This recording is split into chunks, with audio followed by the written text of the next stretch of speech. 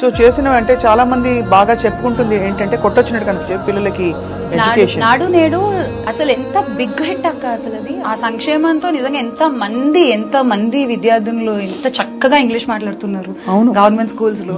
నేను కాకినాడ గవర్నమెంట్ స్కూల్లో చదువుకున్నాను అక్క. So 8th 9th 10th first time government స్కూల్లో ఇంగ్లీష్ మీడియం అనేది స్టార్ట్ చేశారు నేను చదువుకున్న టైంలో. అది ఏదో పేరుకి మొదలెట్టారు ఆ గవర్నమెంట్, బట్ ఫ్యాకల్టీ సరిగ్గా ఉండేది కాదు, లెసన్స్ సరిగ్గా చెప్పేవాళ్ళు కాదు. ఇంగ్లీష్ టెక్స్ట్ బుక్స్ అంటే ఆ టీచర్స్ కి కొంచెం అర్థం అవ్వాలి కదా, అప్పటిదాకా తెలుగు మీడియంలో టీచ్ చేసే టీచర్స్ కి కూడా. కానీ ఇప్పుడు అలా నామకే వాస్తే కాదు. ఇట్స్ నాట్ దట్ ఓకే మా స్కూల్లో ఇంగ్లీష్ మీడియం ఉందంటే ఇంగ్లీష్ మీడియం ఉంది కాదు.